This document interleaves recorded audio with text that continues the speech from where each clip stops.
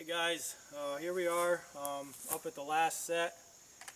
We have a nice little clover patch here. There's a trail coming out into the clover there. We have a staging area set up right here. There's a lot of rubs in it. There's a logging trail that kind of comes down along here. Looks like a nice rub line that goes along right there. So we chose this location. What are we going to call this location? Let's call it Oak Ridge. There's a nice oak ridge down here.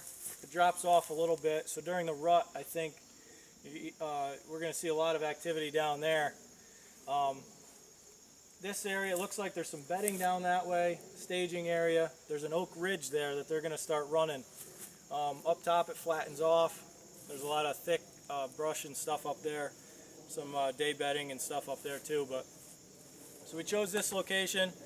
Like I said, there's a nice clover patch here. We got 2 licking branches. We went with elm on this one as well. We got a maple licking branch here. We'll do the mock scrape here next weekend. And then again, we turned it the opposite way and we have one on the opposite side. We got a tree stand right here, camera right here. I think this is going to be a real nice spot. This is quite a large piece of property too. It's been timbered a couple of times. You can tell there's some nice undergrowth, great deer habitat. This particular area, there's not a lot of, there's a lot of food, that there's not a lot of grassland in this particular area. So they, primarily hit this clover patch and acorns, and they have a lot of undergrowth browse from the logging. So this is our last setup. Like I said, the 3 setups that we did today, we're probably 20 miles, 15 to 20 miles from the last one, and then that one is probably 8 to 10 miles from the first one. So like I said, we spread these out to multiple different properties. That way we're not doing, we're not testing these scents on one deer herd, because that could, get real poor results. Now, we have deer on this that may act differently than deer on one of the other farms, but this is the way that we came up with, that we could get a variety of different animals and really see how they interact with these different scents. Like I said, we're gonna pull names out of a hat where each scent is going to get located. We're going to have 2 scents on this mock setup. We're going to have 2 on the first one, 2 on the last one.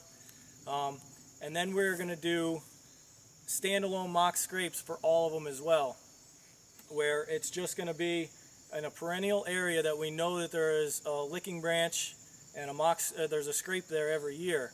What we're going to do is we're just going to get there before the bucks really start ripping them up. We're going to get some scent on the ground. We're going to get some scent on some preorbital gland scent on the licking branches. And we also have Wild Game Innovations UV foam for these horizontal rubs. We're going to use them on some of these horizontal rubs and see what kind of reaction we get off of that. We're going to run these cameras. All 3 of those cameras are on now.